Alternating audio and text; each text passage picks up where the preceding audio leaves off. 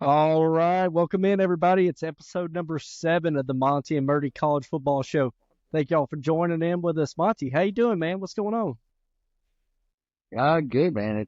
It's another yeah, and I say this every week, another week down. A lot to talk about. Obviously, week one. I'm sure the listeners will they've already heard the shows and listened to their other podcasts and whatnot. So obviously a big week that just happened. I was fortunate enough to have the weekend off and be able to be with the family for my birthday, so I got to watch a lot of these games. So I'm excited to talk about a lot of these. A lot of a lot of shit went down in college football. So excited. Yeah, kind of a wild weekend, which we thought, week one it usually is that way. So for this episode, y'all, we got our week one recap. We'll talk about all the games that we predicted last week. Following that, we'll give y'all a quick little update on the new AP Top 25, just some big movers and losers in that deal. We'll give y'all our week two preview with our game predictions. We'll finish out with our dub and dud of the week, and then we'll always end like we always do with Monty's weekly hot take. But first off, just want to say happy belated birthday, Monty. I'm sure Thanks, sir. if any of y'all know how to get a hold of him, reach out to him. He's getting a little older on us. So Monty, you just want to dive right in. It looks like the first game we got on the schedule that we went over last week. Friday night game, OU versus Temple. Temple at OU. I think we both predicted this one right, man. Big Yep, that was OU all. win. Big OU win. There are some question marks that came out of that game for me. The O line play just did not look good for OU. They could still, they're missing quite a few of the projected starters on it. They've been banged up in training camp, trying to get some of those guys back healthy. But all in all, dominant defensive performance. I mean, you had 6 turnovers. Jackson Arnold, he flashed some. Even coming out of the game, post game interviews, stuff like that, they're like, hey, we're trying to keep the playbook vanilla.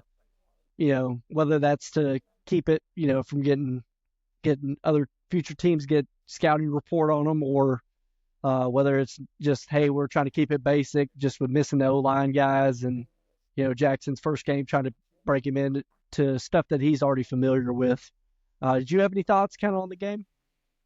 Yeah, I mean that was one thing, and of course, when it comes to OU games, I don't want to talk too much about them. 'Cause, you're gonna obviously dive more into those games. But one thing I did notice is kind of like you said, how Jackson Arnold, he showed some flashes, and I do agree with that. It wasn't, and it does validate the Venables game plan of keeping it vanilla with stats. I mean, 17 of 25, very efficient, 141 yards, right? So nothing crazy, but 4 touchdown passes. So it's efficient at the first game against a lesser opponent, dare I say, and I mean he still was able to, control the game without being too, flashy and whatnot. So that's just one thing I noted on and that I like seeing from him is that with a limited playbook, he was able to efficiently get the job done. So Yeah, one thing about it, you look at the stat line, it doesn't really stand out to you. However, when I was looking at it, when I was looking at it, the 140 yards, man, when I was watching that game, they didn't have very many drives starting, outside of the opponent's 50s. It's like they were right, almost always on the plus side of the field. Um, One thing I did want to note, we did get a 12 personnel touchdown. Something, Oklahoma's not really familiar with 12 personnel. It's not, it's kind of, we didn't see any of it the past couple of years with Jeff Levy. But they got a little more tight end depth, so we got a 12 personnel touchdown to Bauer Sharp. So that was kind of cool to see. Um, and just just the efficiency that the defense played with. I mean, dude, they were constantly in the backfield, constantly wrecking havoc. Every time it seemed Temple would get something, they'd get a takeaway, and it was just, I mean, they were just wrecking havoc on that Temple offensive line. And sorry, I was looking at our next game we got coming up. Um, so yeah, they were just wrecking havoc constantly. D line was overwhelming them. If they brought a blitz, it got home, and they were just, right. I mean, just Temple was just outmatched as far as the offense to defense, and it was kind of a really one-sided show. Then on the offensive side of the ball, like I said, they had some O line struggles. Receivers, they got some receivers that are banged up. They're missing quite a few guys out of that receiver room. However, I think it's going to be one of those things. Hopefully, they can get everybody healthy and they can start to kind of round into form. Hopefully, by the time Tennessee comes to Norman in week 4. Yeah. Yeah, I mean that's one thing that when you look at the stat line of that game as well. I mean, going off what you said about your D line and your defense as a whole. I mean, 6 sacks in a game is nothing to sweep under the rug. That's a very good outing. And yeah, although Temple is a lesser team, it's still a Division I FBS school, and you're still able to show that dominance. And their quarterback, he didn't have any touchdowns, and he threw 2 picks. So all around good performance from your defense, which is a good sign, obviously, even with a week 1 opponent. Again, with your O-line, that's the only thing that I'm worried about is that they gave up 3 sacks again against a team like Temple, and going into so not this next week, but the following week when one of the better D lines in the country in Tennessee are coming to Norman, it's like your O-line's definitely gonna have to play better than they did against. Yeah, they so we had an early injury. Branson Hickman, he went down, I think, about 10 reps into the game. So lost him for the game, ankle sprain, so he's still questionable for this week. We'll see if it's something he was dealing with in training camp, so he just kind of re-aggravated it. It's not like a completely new injury. It's just kind of something he redid. And then so that caused an O-line shuffle, and then they threw in Spencer Brown at right tackle. Man, he was pretty much just a turnstile there, just letting everybody pretty much through it. Like I said, he did not have the best of performances. Granted, he's supposed to be kind of more of a backup O-lineman for us. He's a transfer from Michigan State. Maybe he just had a rough game. I mean, he started 23 games in his career with Michigan State at right tackle. So I don't know if he came to OU and just forgot how to block there for maybe that game or what it was. So We're hoping, maybe he can get a turnaround performance. Either that or we're hoping he doesn't have to see the field. I'm going to be dead honest about that. Yeah, as a whole, I think the O-line is definitely going to be the one to watch come, throughout this season for Oklahoma, especially early, give them time to develop. But obviously, you got a big game coming up, and then a SEC schedule now for them. So it'll be interesting to see what they can do and hopefully develop more into a solid, unit as a whole. Mm-hmm. All right, so moving on to the next game that was on the schedule, we got Clemson versus Georgia. I'm not trying to pat us on the back here, but I think we called this game pretty accurately to what it was. Clemson hung around in the first half, and then the second half, Georgia was just too dominant, too talented, and they were able to really score a whole bunch of points on Clemson there.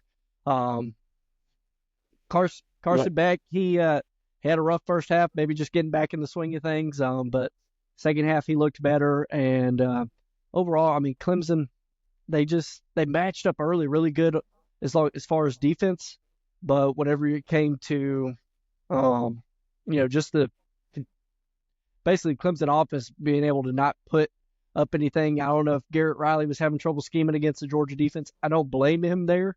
However, it just seemed like with Clemson's defense just keep getting left out. They may not have had the depth they needed to be able to, keep those guys fresh, keep them going, and keep that defense kind of in that game. Yeah, I mean, obviously, like you said, what happened is basically what we thought was going to happen, what probably most of America thought was going to happen. But I was impressed with Clemson's defense in that first half. I mean, the dogs are still the dogs, so you can only hang on for so long until they end up, coming out in the second half and doing what they always do, right? With that, though, I mean, Clemson being what they are supposed to be, or, the dynasty that they were, kind of raises question marks for the Clemson team in Dabo. And, and it goes back to the whole transfer portal thing with Dabo and refusing to use it. I mean, he doesn't really have, like, when you have a 5-star guy that comes in as your starter and he just isn't performing up to what he was supposed to be, you don't have another veteran guy that's going to come in and take care of business, which we've seen at other schools. For example, Tennessee in 2022, we had Hendon Hooker take over for Joe Milton, another transfer quarterback, and you saw what happened with us in 2022. I mean, 11-win season, first time in I don't even know how many years. So that's my main concern with Clemson. Their roster is not what it used to be. I was listening to Joel Klatt's podcast earlier, and he said something, and I was like, yeah, that's actually a perfect comparison. This Clemson's roster now looks like I think he said it was the 2015 roster, Michigan roster, where it was like you didn't have that quarterback. And I'm pretty sure it was Michigan is what he said, but you didn't have that quarterback to match the roster, and it wasn't a reloading roster. So now they're kind of in that rebuilding, and so it's concerning. But hopefully it is just that Georgia is that good. If it is, rest in peace the rest of the SEC. But yeah, 34-3, you got it. You got to do something about that. Dabo's got something to figure out at Clemson. But yeah, Georgia, the dogs is still the dogs. So. Yeah, I didn't think Cade Klubnik played that bad. Yeah, Klubnik played that bad. However, it's just when you're playing against Georgia, man, it's like you gotta have a lights out game. You gotta make special posts. You gotta score points, and that's obviously not what they did. He went 18-29, 142 and no touchdowns with a pick. So if it's not going to be there, it's not going to be anywhere. I mean, because their rushing game, their best rusher had 59 yards and no touchdowns, obviously. So. Yeah, like I said, it's just, you got to expect when you're playing against Georgia with how talented their secondary is, you're going to be fitting into tight window throws. You're going to have, and your receivers are just going to have to go make plays on 50-50 balls. And that's what you're going to hope has to, kind of springboard, hopefully, because, it's really tough to be able to run against that Georgia defensive line. But overall, I mean, it's kind of just what us and most predicted people across the country predicted. Georgia dominated Clemson, especially in the second half. Clemson hung with them early, gave them a game early, like we both kind of thought they would. But overall, Georgia was just a little too talented for Clemson. Yeah. Yeah, no, I agree 100%. So moving on, we'll go ahead. Hey, we both predicted this game wrong. Penn State at West Virginia. This game was a little interesting. It got caught up in a weather delay. But overall, man, Penn State came out and hit West Virginia in the mouth, and West Virginia just couldn't get up. Yeah, I mean, so one thing, and obviously I predicted this one wrong, but I still think the West Virginia team is very talented, and I still think they'll get to that 9-win mark, 8-9 win mark. But yeah, I mean, Penn State kind of showed, Well, okay, so one thing I wanted to talk about was Drew Aller, because Drew Aller was the big question mark coming into Penn State this year.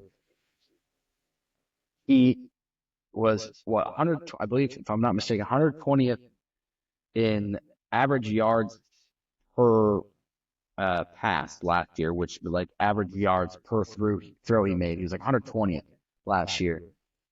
And he was throwing the ball downfield in this game and completing passes. Yeah, there were some that weren't perfect, but I mean, he was completing the ball downfield. They were making the big, the big game opener plays.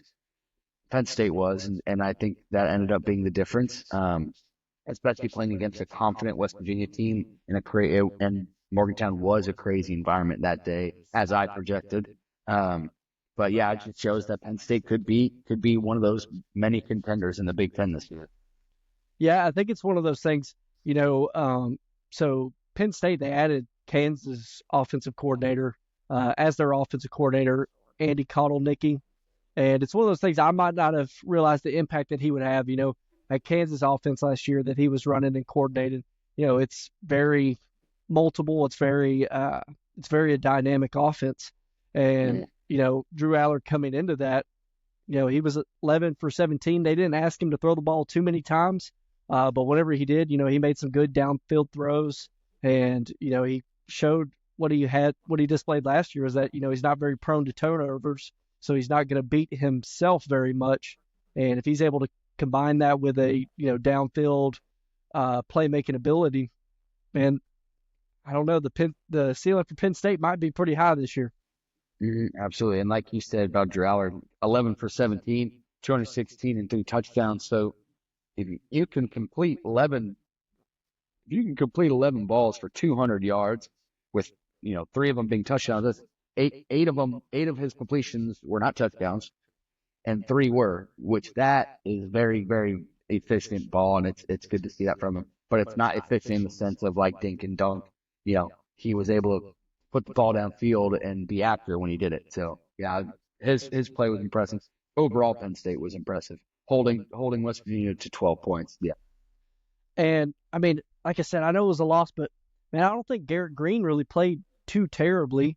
Granted, his completion percentage wasn't much over 50%. But whenever I watched it, I mean, where West Virginia struggled was really running the football. I was gonna say, running the football was the big one. They just couldn't do it, which is another dub for Penn State. Yeah, and it's like I said, I just seemed like they were overmatched on the line of scrimmage, and that's kind of what it boiled down to. Is Penn State made West Virginia one-dimensional, and Garrett Green wasn't able to beat them by himself, and wasn't able to score enough points. And overall, just a really efficient win for Penn State, and they look pretty good at it. That's a lot of Big Ten teams look. I mean, just there's quite a few of them. They all look really good. Which we'll get into some of them a little later here on the show. All right, so moving on, I'm going to kind of open up the floor to you, man. Tennessee versus Chattanooga. What you got? So I mean, obviously, and many people he's been kind of the chatter, I mean, especially in Knoxville, but kind of around the nation. Nico did what, we as a fan base thought he was going to do, but was able to show the rest of the nation, like, this guy's pretty freaking good at football. 314 yards in the first half, 3 touchdowns. So his whole stat line was in the first half. So 314, 3 touchdowns in the first half. But the numbers weren't what were surprising to me. And it wasn't, I shouldn't say surprising, but what was most impressive to me was how freaking accurate he was. I mean, none of our receivers broke stride when he threw him the ball. Yeah, people are obviously saying, well, Chattanooga, it was Chattanooga. Yeah, but we won 69-3, and it was never a game. I mean, obviously, I watched this game. I stopped watching it when it was like 55-3, but you're better than me. I would have just stayed the whole time. Yeah, but well, most of our starters weren't in anymore. So, but no, he was the most impressive to me. James Pierce Jr. He had a quiet game, but I think they were kind of trying to limit him so they didn't get him injured or anything. But our deep receiving core, very impressive. Dylan Sampson, our running back, 3 touchdown runs. It was just a purely dominant game, which is what we thought. But it was. My thing is, it's what a really elite team is supposed to do to an FCS team like that. So, yeah, my biggest takeaway is Nico. I'm excited he's getting the attention that he's getting now. People are seeing that he is an accurate quarterback. He's not just a 5-star with the size and everything. He does have the size. But he's got the arm strength and the arm accuracy, and it's good to see that we probably have our guy for the foreseeable future. Most exciting, and I'm sure we'll talk about it briefly later, most exciting for me and the Tennessee fan base is that they'll be in the national spotlight. Nico will be in the national spotlight coming this next week and being in prime time on ABC. So a lot of good stuff happening in Knoxville. We're very happy, obviously, with Nico and our offense. And, what'll be interesting to see is the defensive backfield moving on throughout the season. But I think the defensive front, with how deep they are, our receivers are doing what they're supposed to be doing, and how deep that room is, and then obviously we have our prayers answered at the quarterback too. So yeah, I mean Nico looked. I guess my only note that I even wrote down for this game was that Nico, he is who they said he was. You have a lot of it. Bowl games are kind of hit or miss nowadays. Just because of how the matchups are built, especially with the transfer portal and all that stuff. So it's like, well, and who's playing, who's opting out. So exactly. Yeah, I get it. Exactly. So bowl games are, I mean, if you're not in the New Year's, even some of the New Year's 6 teams have opt-outs. If you're not in the playoff, then, those games are kind of wishy-washy, if that makes sense. Yeah, they could be taken with a grain of salt. No, exactly. And that was even the Tennessee fan base's questions. We still had the doubt because, the bad luck we've had in the past with quarterbacks and overall football plays. So, we were like, well, we did beat Iowa, one of the best defenses, 35-0, but Nico's stat line, even that, like he dominated that game, but his stat line wasn't anything crazy, Yeah. flashy. So yeah, that was one of our biggest things as a fan base going into this year was, can we finally have the guy for more than a year? And I think we have that. Yeah, and just another thing, you briefly touched on it. So the questions are for Tennessee, at least on the defense side of the ball. They remain in that defensive backfield. How's that secondary look? Well, the benefit to those guys is they have a really great group up front on the D line. So if you have a Absolutely. really good D line, that's going to be the best thing you can ever do for your secondary. And, kind of give those guys time to kind of round into form, really just get the experience under the belt. I think we'll touch on it a little later, but I think they'll be a little more tested with Grayson McCall in NC State this week. So Absolutely. it'll be good to see kind of how that goes. Do you got any other notes for the Tennessee game? No, I mean, like I said, there wasn't much to talk about. It was a purely dominant game from snap one. So, Which, I mean, everybody's going to say, oh, it's Chattanooga, it's Chattanooga.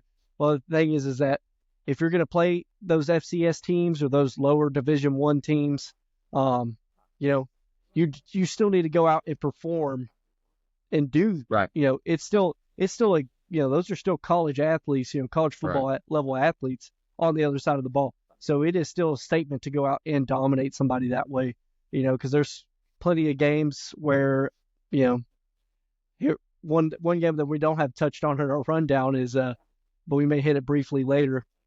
Oregon, if you fall on your yeah, face like against one of those, lower opponent teams, that kind of raises some question marks about you. Um, yeah. so we can go ahead and move on. What? Not much notes to the next game. We got Colorado State Yeah, versus Texas. Uh, Kind of the same kind of deal. Texas really just dominated them. Colorado State seemed to give them a game a little bit in the first quarter. I didn't get to watch too much of this game, but from what I could kind of tell from tracking is Colorado State gave them a little game early, but overall Texas just kind of overwhelmed them with talent. yeah. I mean, and I have noted, what we expected. It was, I had some things last week that I wanted to see from the Colorado State, coaching staff and their few, elite guys that other teams were, these guys were very highly sought after. Mhm. But other than that, no, I mean, it was what we expected. One thing I wanted to touch on was, I said Texas was good at quarterback for the foreseeable future. We got to see Arts. Um, People had question marks with, him not, well, obviously because they have Quinn viewers, right? So you're not going to see a whole lot of him other than that spring game, which looked good in their spring game. But this is his first real test against another opponent, not in burnt orange. And he looked really good. So, yeah, those guys are probably pretty good for the foreseeable future when it comes to the quarterback position. So, very good sign for Texas. But, yeah, I didn't have anything else in that game. It was what we thought it was going to be, and they took care of business. 52-0, that's a convincing win like any other.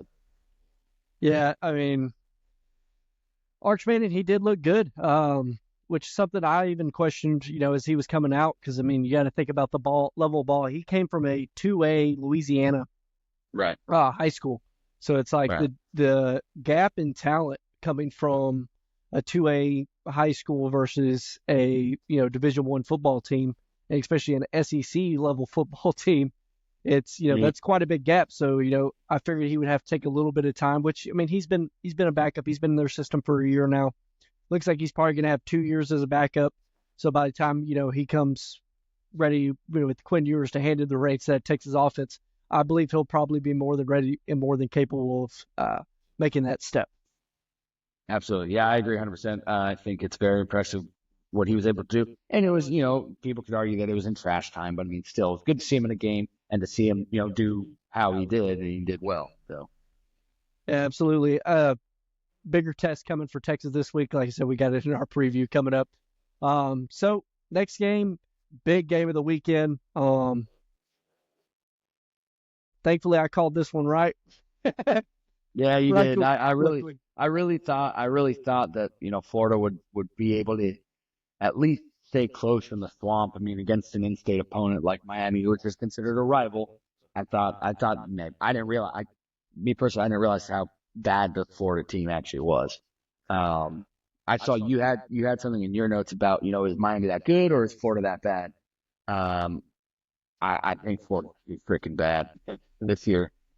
Yeah, I don't think, like I said, I mean, coming into this game, so just for everybody's reference, we're talking about, he already kind of mentioned it, Miami, Florida. Miami played at the Swamp. Miami, they took a pretty significant win. Do you got the score on you by top? 41-17. Yeah, 41-17. Um, man, Cam Ward, he looked downright electric. That's like everyone's favorite for the Heisman now after that one game. And I'm like, yeah, he looked really good. I mean, he looked really good. He looked really good, but it's that's kind of why I raised that question mark. I mean, does this say more about how good Miami is, or does it say how bad about Florida is, man? I mean, Florida with that brutal schedule and how they performed against Miami. And my thing is two things can be same, or excuse me, two things can be true at the same time. I think Miami, I have on here, Miami might live up to the hype this year as much as I was like, no, Miami and A&M aren't. I do think that they could. And the thing is about Cam Ward is avid college football fans and people that really look at college football not as casuals. Cam Ward has always been good. He was flip-flopping between the NFL or transferring to Miami. It's just he played at Washington State. And so the Pac-12, which is why they're the Pac-2 now, he didn't get a lot of the hype from casual fans, which at the end of the day, those are the ones that ultimately drive the ratings and drive the sport in the ratings side of it. So yeah, Cam Ward's always been very good. It's just he was at Washington State. Now he's got a roster around him that's very good and a coach that can help him and be a very good coach, obviously. And I think Cristobal is a good coach. Yeah, Cam Ward was nothing short of impressive that game. And I thought it was harder to go into the Swamp, but Florida might just be that bad. Yeah. Could Billy Napier's seat get any hotter? I mean, granted, he had the vote of confidence from the man, I forget what show that was covering it. Either way, he got the vote of confidence. His athletic director came out and said, "No, Billy Napier is going to be the coach here for a very, very long time." And then you come out and lay an egg like that. Yeah, as a Florida there was the coach. The fans have. I don't know if you saw. They started a GoFundMe to buy him out. So his seat can't get hotter, and they might go 3-9 or 2-10 this year. So I don't know how much longer he's got. But if the AD stays strong with him and the administration can get behind him, hopefully those boosters don't freaking buy him out because otherwise he's gone. Well, I mean, at the end of the day, these football programs are still controlled by the money. That's kind of where the sport's kind of going in general. Is hey, the money is what makes the decisions, and hey, if the Florida fans and the Florida boosters feel like hey, Billy Napier is not the guy, they're not going to be Billy right. Napier's not the guy. He's not the guy. So it's going to be probably a rough year for Florida. Man, tell me about this because this is something I also want to hit on in the Florida State Boston College game.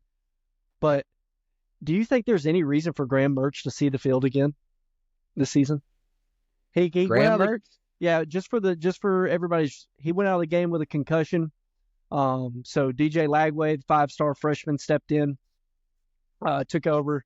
But I mean, if you're a Billy Napier, obviously, man, it's not there for them this year. But if I was Billy Napier and I was coaching for, if I was basically coaching for my job, I would put in DJ Lagway and probably try to sell the fans on, hey, this is the future. We're only going to get better.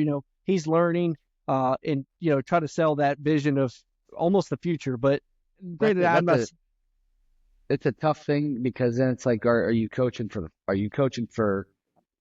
football and for football players on your team? Or are you coaching to appease the fans and appease the boosters? Because that's like, yeah, you can put DJ Lagway in there, but you saw the year that Graham Mertz had last year. He was pretty impressive, and he is a good quarterback. It's just obviously when I was concussing, and DJ Lagway didn't play bad per se, but I think all around Florida is just not that good of a team.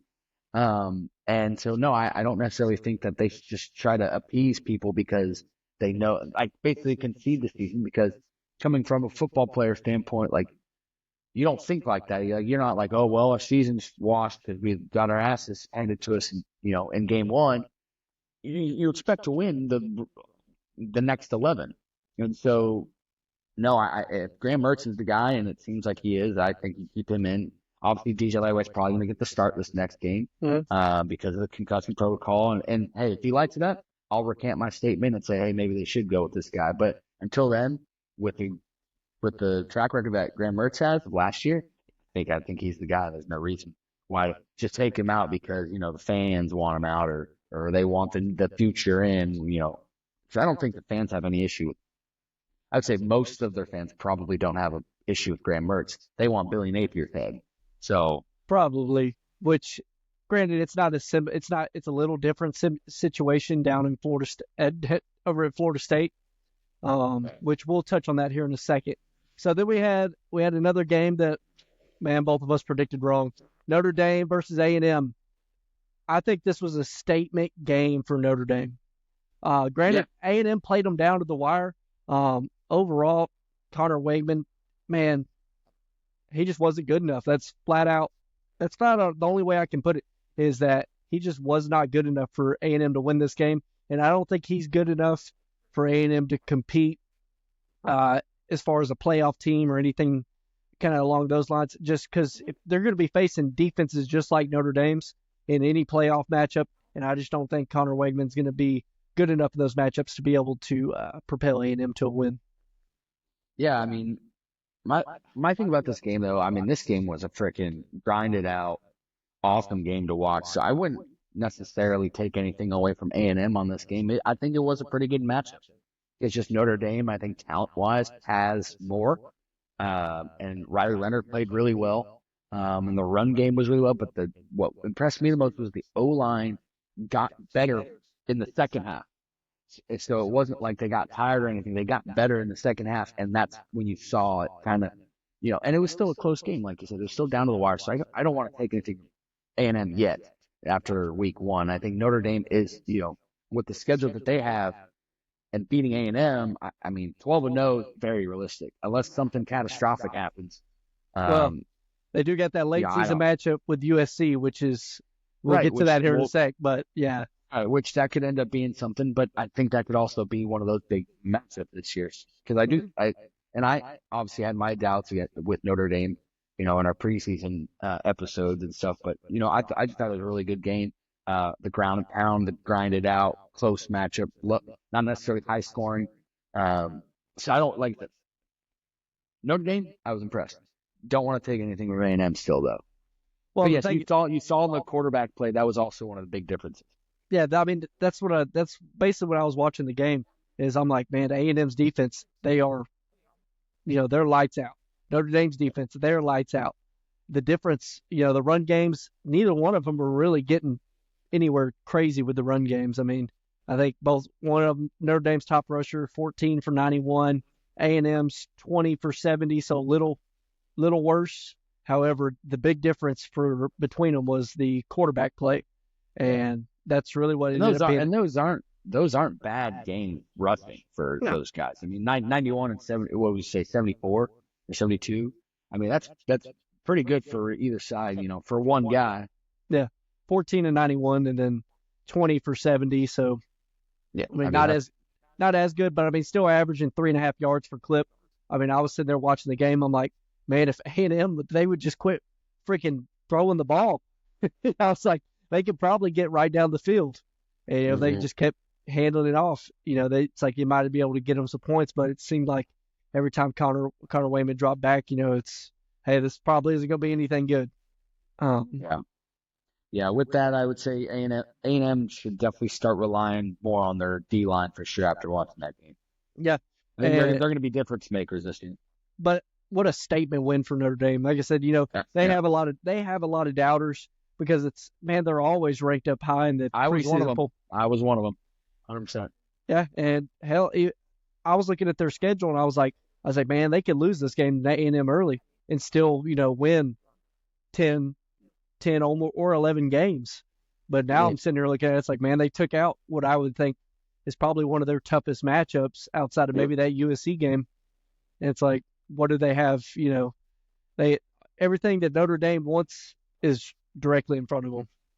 Absolutely. They're barring something catastrophic. Yeah, I think absolutely. 11 win. I mean, yeah, that's the thing. It's like now at this point, in my opinion, 12-0 ceiling, 11-1 floor. Yeah. Barring something catastrophic. Yeah. Yeah, like I said, Riley Leonard looks the part, and granted, you might look at his stat line and be like, "Well, yeah, that's nothing impressive." It's like, I think that's just a statement to how good A&M's defense is with Michael. Yeah.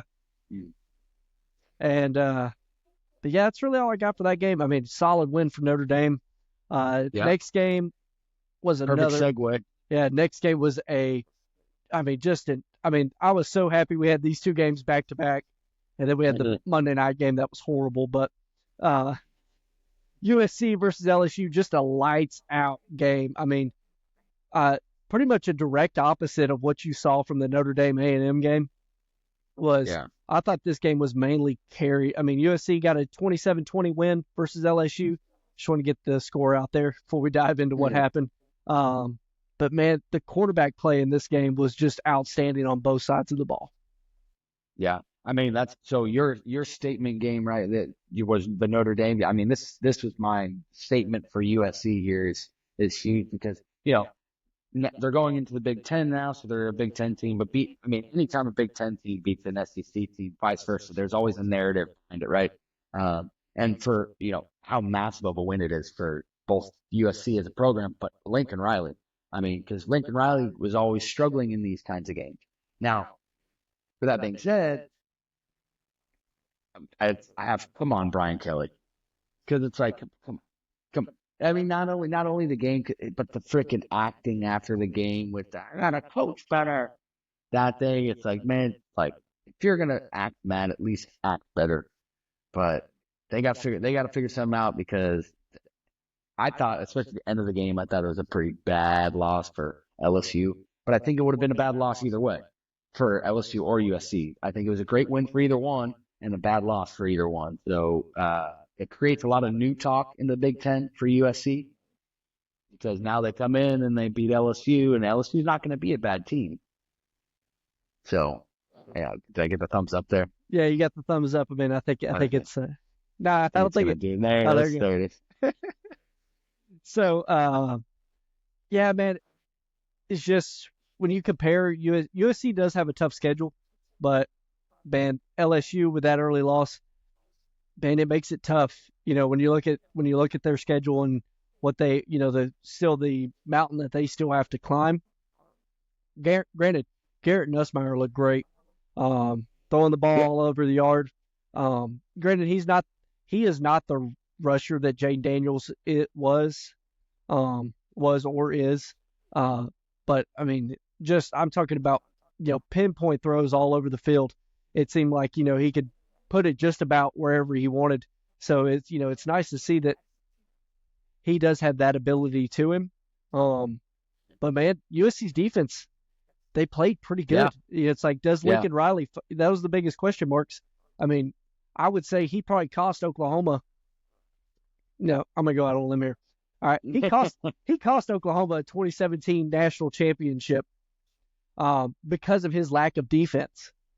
Yeah. If he was able to even field an average one, that 2017 Oklahoma team probably wins that national championship. But I digress, hard feelings aside. Hey, Lincoln Riley might actually finally have a defense behind him, and I think that is scary for opposing teams. Absolutely. And I think with this game, and granted it's only week one, but with this game, having Lincoln Riley as the head coach and you have a quarterback that can play, which shows that Lincoln Riley can, coach any freaking quarterback, right? And nothing taken away from Miller Moss. It just shows that he's an elite quarterback coach. And Miller Moss looks like he's the guy.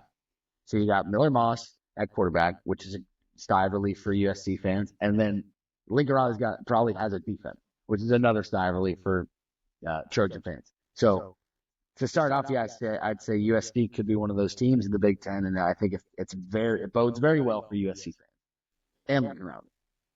Yeah, I mean, so just me watching this game, right?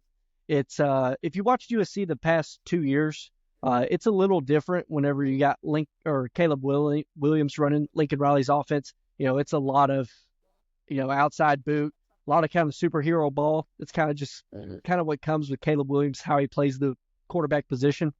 But whenever I watch Miller Moss play it, man, it looks, it looks basically how I would expect a Lincoln Riley offense to run. Look, it's a little bit of RPO, but he's very efficient within it. He doesn't have any, long pauses. If he needs to get the ball out quickly, it's coming out, boom, and it's coming out on target. He's very efficient at running the offense, which I think, is kind of, I would say, almost fits into a play caller's, what'd you call it? Their scheme, I guess you would say. Because it's like, hey, if the play caller can call a play, he knows what he's going to expect to get on first down. You're not going to get, he's like, hey, if I called all slants right side, hey, Miller Moss is probably going to throw in all slants on the right side, either the inside or outside receiver, and I'm going to get 5, 6, 7 yards. Cool, I'm now planning for a second and third. It allows you to almost build a little bit more rhythm as to your play calling. I guess if that makes sense. That's the whole point I was trying to get to. Yeah, absolutely, and I agree, and I think it's also nothing to take away from LSU's defense. I thought LSU's defense played really well. I mean, yeah, they gave up that late touchdown to lose, but it's they just need to figure out how to finish these games, and it also goes back to Brian Kelly. It's these games that he just can never seem to get over the hump, just like Lincoln Riley. So one of them had to win. Ended up being the USC side, but I think both teams are still going to be fine. Well, obviously USC looks very good. LSU can be fine though, I think too. And it's a Big Ten team, so it doesn't hurt their conference record or anything. So hypothetically and literally, they could still win the SEC. Do I think they're going to? No, but they still can. It's not going to hurt their chances by any stretch. No, it's not. It's and man, I came out of this game and I'm like, man, I think both of these teams were better than what I thought they were. Is kind of one of the reactions I had watching this game. I'm like, they're both performing really well. Both quarterbacks are playing out of their minds, and both defenses are actually playing pretty well. So it's kind of weird to actually have a game where you watch it and you're like, man, quarterbacks are putting up these big numbers where you're like, well, these defenses are still playing good. You know what I mean? It's like I didn't really remember seeing any big busts in coverage. Everybody seemed to have a guy on them. It's just the quarterbacks are putting it in a place where only, hey, their guy can go get the ball. Right. Yeah, no, I agree 100%. I think both these teams are going to be fine.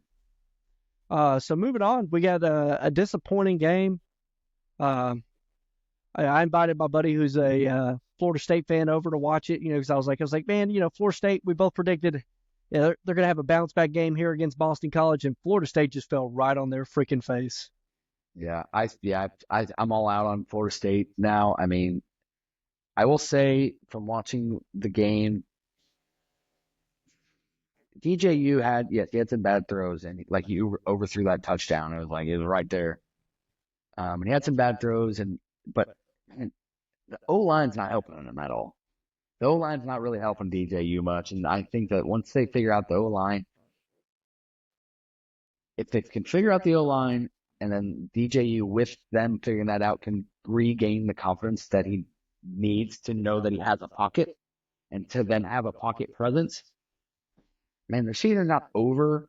Yeah, it's probably over in the sense of winning a championship, But if they were to win out hypothetically and win the ACC, they're in.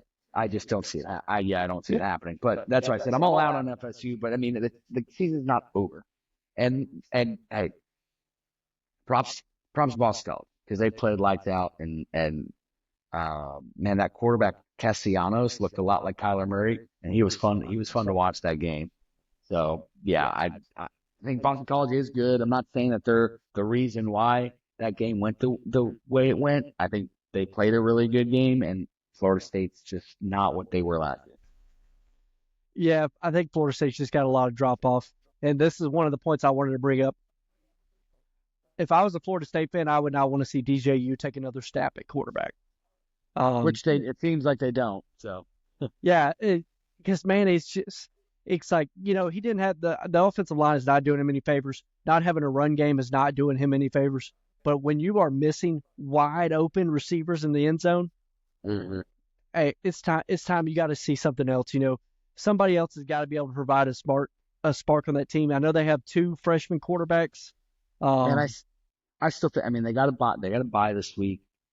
I would still give him the rock this next week, see how he does, or the following week when they got a game. And you don't want to just like, oh, week 0, week 1, all right, you're gone. 'Cause that doesn't really instill any confidence in not only him, but your other quarterbacks, especially the young guys. So I'd give them the rock one more time, especially with the bye. They got a time to breathe, and they're not in the national spotlight this week because of that. And so I wouldn't go Hail Mary like that yet. But yeah, if it doesn't change soon, I expect to see somebody else in there.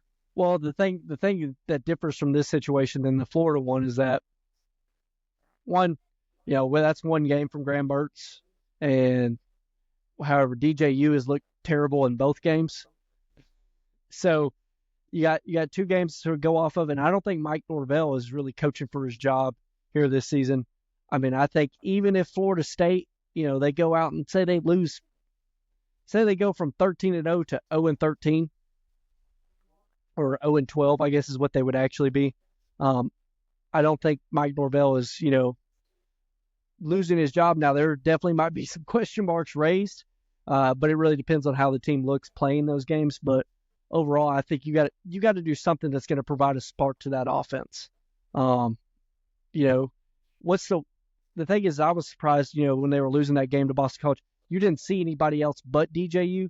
I would have liked to at least throw them out there, say like, hey, maybe they do some kind of spark to this team, or, they have some kind of good benefit to them, bring them out. But like I said, I'm out on FSU. They fell out of the top 25 rankings, which we'll go ahead and use as a transition here.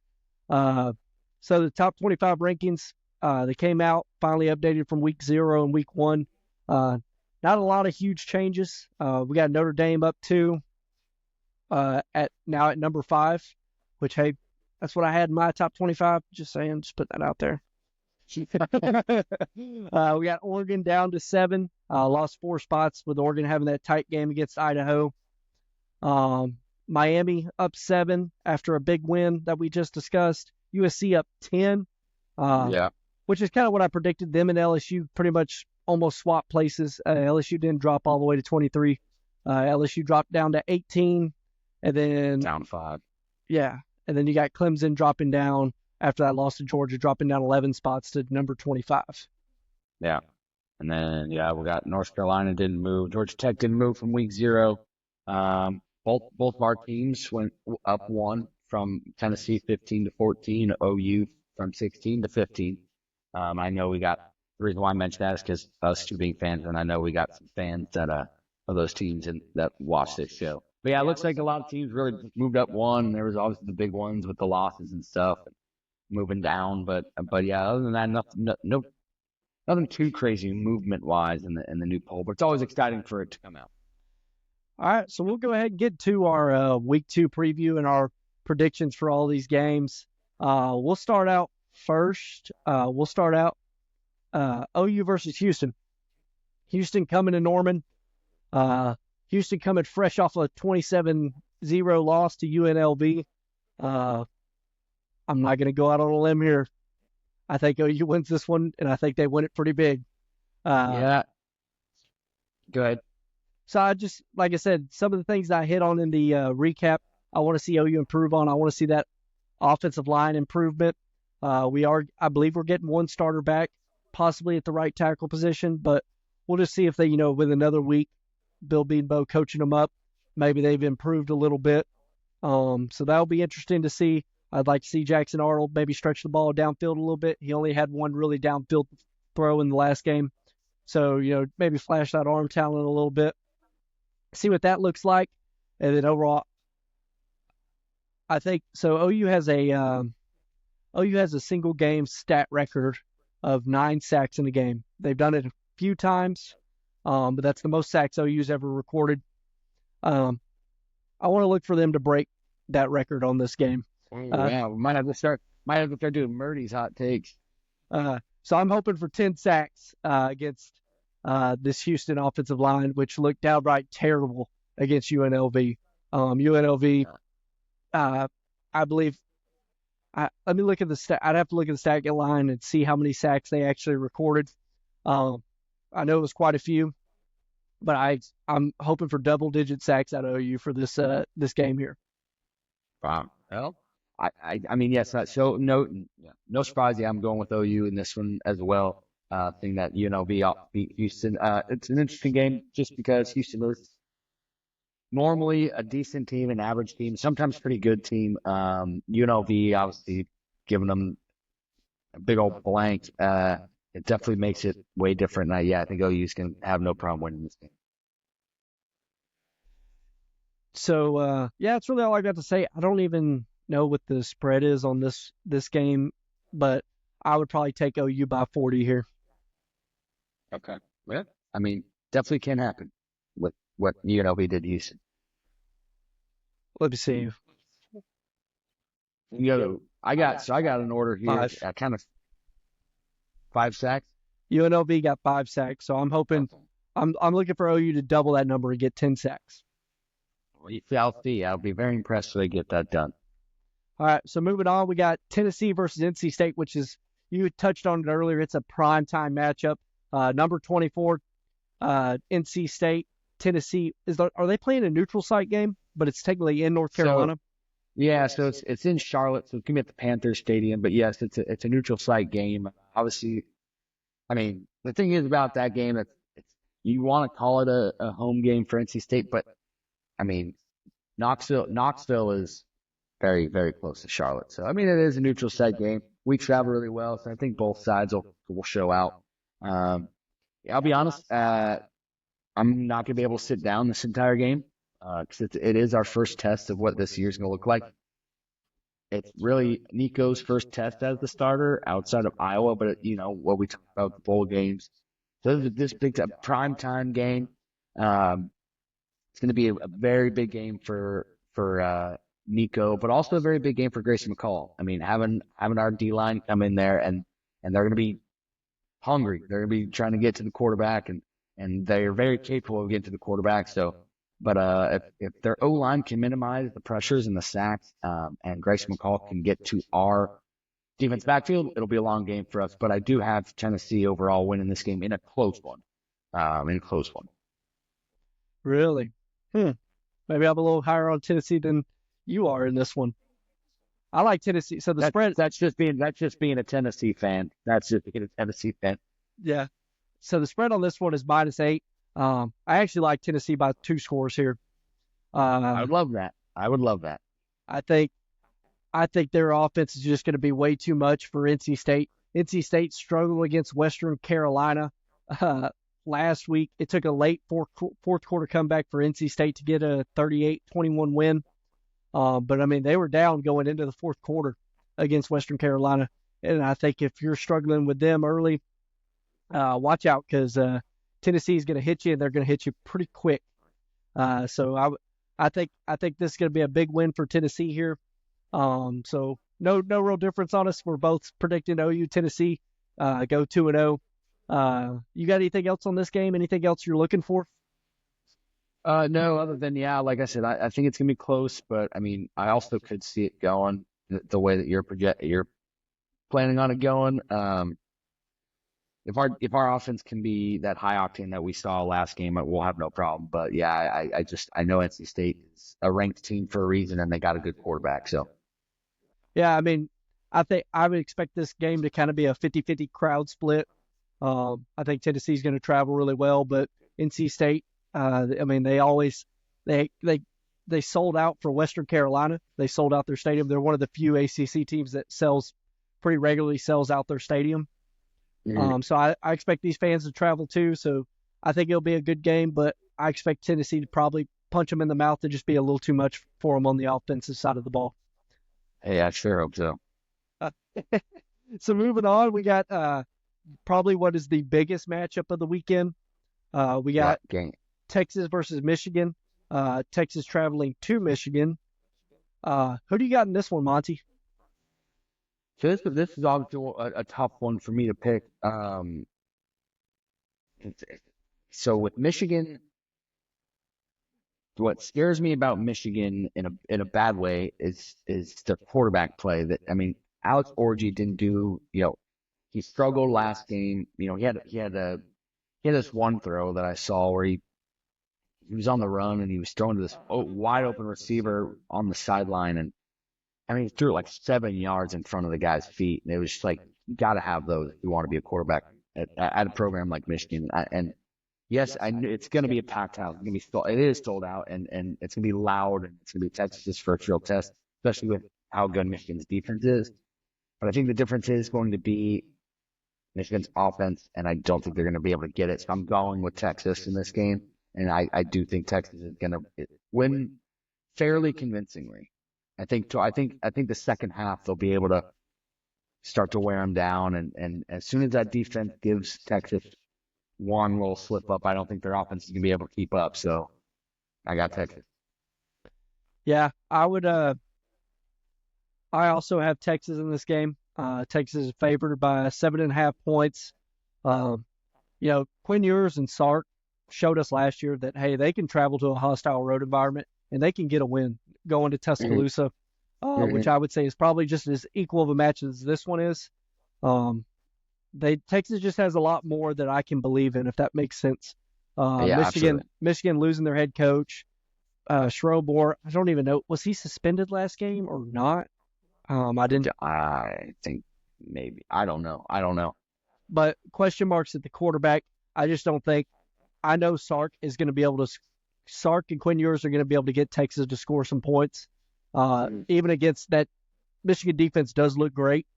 But I believe they're going to be able to score some points. I just don't think Michigan is going to be able to match them, if that makes sense. I think it'll look similar to that Clemson Georgia game, if I'm being honest. I think it'll look more like that. Kind of first half, it'll be a little, Michigan's going to play.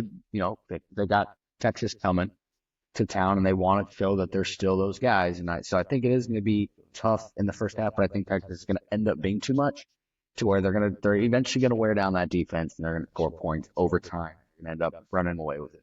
Not a crazy margin, but something relatively similar to the Clemson Georgia game. Yeah, give me Texas to cover the spread here. So moving on, we got another good matchup. We got Iowa versus Iowa State. I know you predicted Iowa State win the Big 12. Who do you got in this game? So this is like the toughest one for me to pick, because so my dad's Iowa State alma mater, and I grew up a big Iowa State fan, but it is in Iowa City, so Iowa's at home, and with that defense, I want to pick Iowa State really bad, but I might have to go with Iowa on this one. I think that it's going to be a low-scoring, ugly game, and it doesn't affect Iowa State's chances. I think Iowa's a pretty good team. I will say it'll flip fairly quickly if Rocco Beck can sling the rock down the field and expose that Iowa defensive backfield. If he can do that, Iowa State will win the game. But just historically, this game is always that grinded out, freaking boring. Well, called boring for the casual fan. Like 13-10, 7-6, 14-17. It's just historically that's what it's always been. So I have Iowa winning a close, low-scoring game, but it's kind of the wishy-washy one for me. I can see Iowa State easily winning this game. Yeah, I debated this one quite a bit.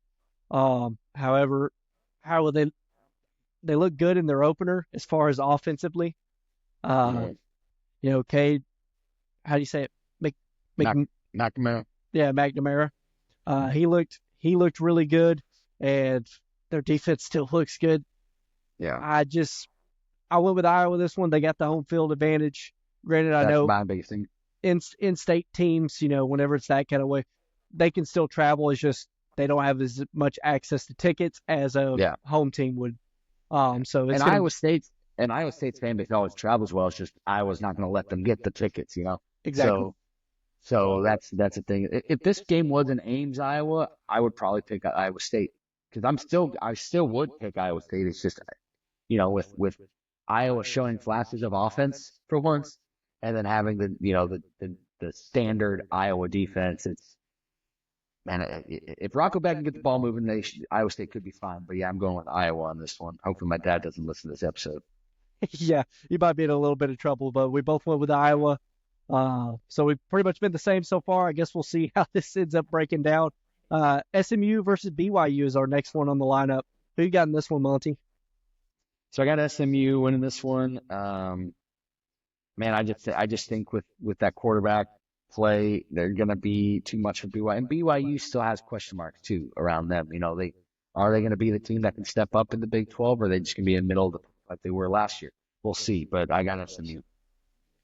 Yeah, I got SMU as well.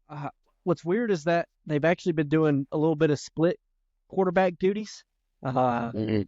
between Preston Stone and Kendall Jennings. It's kind of been Right, split. but it's still been, for what it is, impressive in my opinion. Yeah, I mean, Rhett Lashley, I mean, he's a great offensive mind. I think he's one of the best in the game.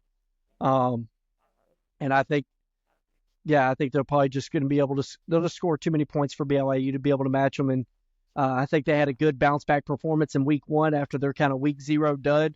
They were dud of the week back in week 0. I think they had a good bounce back performance. They kind of got me to buy back in. So let's hope they don't let me down. I'm going with SMU again here in this one. Yeah, Next, I have to agree with you. next game up, we got Oklahoma State versus Arkansas. This is an interesting one. Yeah. This is an interesting one because obviously we saw Arkansas win 70-0. Doing what I said Tennessee did well, right? If you want to be an elite team, you have to beat those FCS teams like that, and they did that. So Arkansas could be a pretty good team this year. I'm still going with Oklahoma State, though. I think Oklahoma State is one of those contenders for the Big 12. This is one of those interesting games because we have only seen Arkansas be dominant against a way lesser team. Oklahoma State did play well in their last game, but I think this will kind of be a tell for either, for both teams. I think of how the season can go, and most likely will go with whoever comes out of this one alive. But I'm going with Oklahoma State. Yeah, I'm right there with you. I got to go with Oklahoma State. Arkansas, they got a lot of question marks for me. Granted, they look good in their season opener.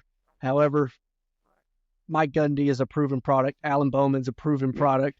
Ollie Gordon is a beyond proven product. And it looks like they're planning on using him pretty early this season because they used him in the last game, got over 100 yards rushing. So I think overall, I just got to go with what I can believe in, what I know is an established product. So give me Oklahoma State in this one. I'll agree with you there. Next one, this one is interesting. We got Oregon and Boise State. Monty, what you got? Or Murdy?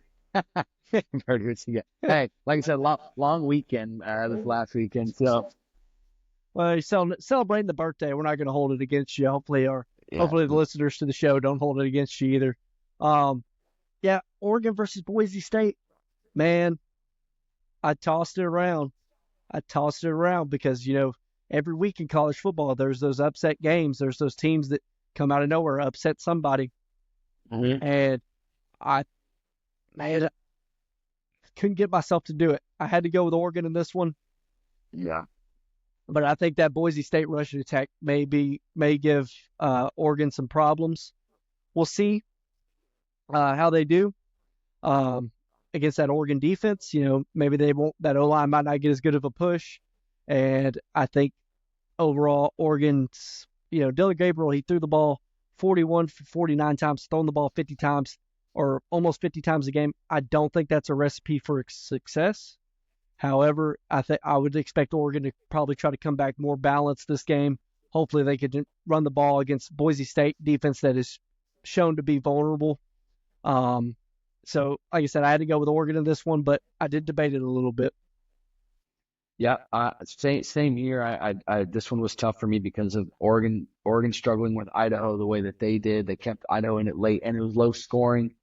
But Boise State, on the other hand, struggled with Georgia Southern, and that was with GT having a career game, 267 yards rushing with 6 touchdowns, and they still struggled with Georgia Southern. So I did also go with Oregon for this one. I do expect it to be a little closer than probably a lot of people think, because people are looking at Oregon as a national championship contender, and Boise State as the group of 5 contender into the playoff. And I do think Boise State's a good program. It'll be closer than people think, but I do have Oregon still. But hey, if GT can have another career game, who knows? But yeah, I got Oregon. All right, so moving on, we got Baylor versus Utah. We're gonna try to get through these last couple previews because We're already running a little long in the show. So we got Baylor versus Utah. First, I believe this is the first. Is this the first Big 12 game for Utah? Yeah, it is. So Utah's first Big 12 game. I believe Baylor's going to Utah. So who you got in this one, Monty? I do have Utah. I think the veteran team and the veteran coach are going to be the difference. Cam Rising, obviously one of those guys that's going to be in the Heisman conversation late in the year. Should be if he can stay healthy. But obviously one of the most veteran guys in all of college football. So yeah, I mean, give me Utah. It is in Utah too, if I'm not mistaken. Which I think, and they always pack out really well. So don't be surprised that they can sell Wolf, and they probably already did sell it out. But yeah, I got Utah winning pretty handily. I think they got two scores.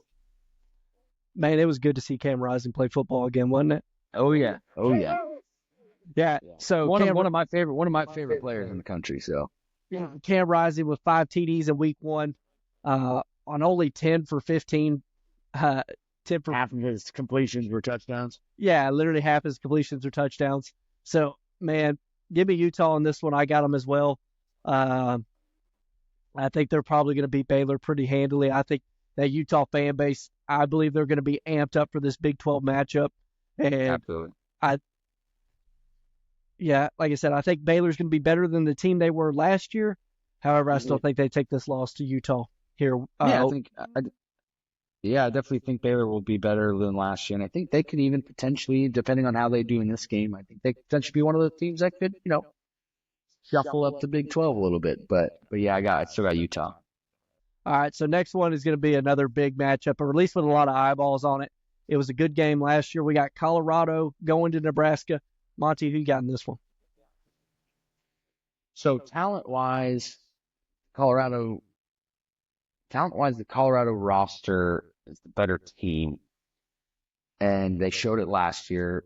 It was a close game in the first half, and Colorado ended up running away with it, right? This year, I think, problem with Colorado this year, and 31-26 against North Dakota State, right? Their elite athletes did really, really, really well. They did elite things, but the roster, other than that, they made the same mistake. They haven't done anything to improve outside of those elite guys. And so, yeah, with Matt Rule and Raiola looking as good as he did, yeah, I'm going with Nebraska this time around. And it's in Lincoln, and they sell out every game. This game's going to be rocking, and yeah, Nebraska's going to take this one. Yeah, I'm right there with you. I got Nebraska in this one. I guess we don't have any games where we differed on opinion this week. Not this week. However, we've been doing pretty good. I'm sitting at 10-4 in my predictions. I think Nebraska, man, they're just going to be too much for, I think, Colorado. I think they're too complete of a football team, if that makes sense. I think their defense is going to be very good. I think Colorado's not going to be able to score at will. Granted, is Travis Hunter still going to get his? Absolutely. Is Shadur Sanders still going to get his? Most likely. However, I think overall, Nebraska is the more complete football team, and I expect them to win this game probably pretty handily. I don't know what the spread is on it. If you don't, here, I'll look it up real quick. I think Nebraska is favored, but they are. But I know they're at least favored. But like I said, I think I got Nebraska in this one, and I don't think it's going to be as close. I know Colorado won it last year. I don't think it's going to be very close. I think Nebraska is going to probably win this game pretty handily. Yeah, I think if they can take care of the football, if Raiola can minimize takeover or turnovers and takeaways is what I was looking for. Minimize those and the turnovers, and the rest of the team can also do that, and they can protect him. I think, yeah, Nebraska can win this one. I think it'll be a little closer, but I think Nebraska won. Like I said, Nebraska was that football team for me. I know you gave me crap for it in one of our preseason episodes, but I think they could be a dark horse Big Ten contender. And I expect them to, if they show up big in this game, I think that's going to be kind of what everybody needs to see. Is they need to see Nebraska be able to prove it. So moving on, Monty, we got our dubs and duds of the week. Who do you got as your dud of the week? Yeah, so my dud of the week, talked about him briefly earlier. Brian Kelly, Coach Kelly for the LSU Tigers, man. That press conference was it was so fake and it was disingenuous and or not genuine rather, and he's got to figure out the stuff going on at LSU because they are a good team, but he's got to stop with the antics and just focus on the football and finish games like that. So yeah, Brian Kelly, give me my dud. Who you got for yours? Well, so just one thing on yours. I mean, one thing about Brian Kelly is it almost seems like being ungenuine is being genuine for him. You know what I mean? Mm-hmm. Whenever he first got the LSU job, he came in with the fake Cajun accent. Yeah, Or you see him with all his like recruiting videos where he's like, dancing like with the high school kids, and it's like it's trying too hard, and it's like just coach the damn football team, Yeah, he's a really good coach. He's been successful almost his entire tenure. And I'm not saying he's not. He just got to finish those games like that, and when he does it, like it sucks. Like I said, I'm glad he's not the head coach of my favorite team just because he's a little too cringy for me. But yeah, so for my dud of the week, I had to go with Virginia Tech. Man, they had a lot of preseason hype around them. A lot of people, including you, thought they were a preseason top 25 team, but they go and drop an early loss to Vanderbilt. And, man, they just didn't quite frankly look very good in that game against Vandy. To my knowledge, they didn't lead one time in that game. So, I mean, Vandy took it to them for all 4 quarters. So, yeah, so I had to go with Virginia Tech just because, they did have a lot of preseason hype. They had a lot of starters coming back. They had a lot of buy into the program. And to come out and lay an egg week 1, probably not the best look for them. Yeah, no, I agree 100%. And it's too bad for them because they do have a good roster. Yeah. And I did. I mean, I thought about considering going with Billy Napier, this one for the reasons that we talked about earlier in the show, but decided to hit on something that we hadn't touched on. Virginia Tech was my dud of the week. Who do you got as your dub of the week? So that leads right into my dub. I do have Vandy as my dub of the week. Oh. I think that Vandy going 1-0 and starting off strong, stronger than I thought they were. And obviously with how I saw Virginia Tech and the roster that they have, and Vandy being what they normally are, what everyone thought they were going to be, and turn around and starting the season off strong, I think is very impressive. And so yeah, I think that and they're most likely going to go 2-0 this time around. So to start 2-0 for Vanderbilt is huge, and so give me the Commodores of Vanderbilt for my dub of the week. Might be looking at a bowl game there in Vandy. Hey, you never know. Crazier things have happened. Yeah. So for my dub of the week, man, I had to go with Miami for the reasons we just discussed about earlier. I think it was a big statement win for them. Now, granted, there was multiple different teams. You could have went Notre Dame, could have went USC. I think Miami has just went the longest without being good, if that makes sense. So I think that was a big statement that they needed to make and that they did make, going in there and dominating Florida the way that they did. Notre Dame's game was close with A&M. USC's game was close with LSU. Miami's game with Florida was not close at all. They just went in there and dominated them from the jump, and I think that's a big reason. So we'll go ahead and move on, Monty. We'll finish the show as we always do. Your weekly hot take. What you got for us this week, baby? Yeah, so I had thought about this one, obviously, leading up to the show, and I had a hard time with the ACC because I think that's the one conference this early on in the season that has the most question marks about who's going to take over as the favorite. And so my hot take is a new team makes it to the ACC Championship. So I'm not saying yet that not one of the standard teams wins, but a new team at least makes it to the ACC Championship game. That's my hot take. I like it. I think it's got a lot of viability to it. I mean, I think with typical power struggling there of Clemson and Florida State, both looking kind of falling off their rocker. You got uprising teams in Boston College, Georgia Tech has looked good. NC State, we'll see how they look this week against Tennessee. Miami obviously dominating. So you have a lot of opportunity there for one of those teams to make it. Right. Overall, And it does sound like less of a hot take now with how the season's shaping up. But for right now, it is a hot take this early on in the season. So I'm going with that. All right. Well, we want to thank y'all for tuning in to episode number 7 of the Monty and Merle College Football Show. Please follow us on any of the social media platforms. Subscribe to our show on YouTube. We try to give y'all a weekly show every Friday. where we try to break down this everything for y'all. If y'all have any suggestions for the show, reach out to us. If y'all have any questions y'all want answered, any topics you want us to discuss, reach out to us. We'll put it in our weekly mailbag. Monty, you got anything you want to say for the outro of the show? Yeah, just same as every show. We really appreciate who does listen to the show. Keep listening, keep giving us things to talk about, and we'll try to talk about them and as best to our knowledge. And we hope that you continue to listen. We enjoy doing it. All righty, y'all. Well, we hope y'all have an exciting week of watching college football, and we'll catch y'all next week for episode number 8 of the Monty and Birdie College Football. Until then, peace.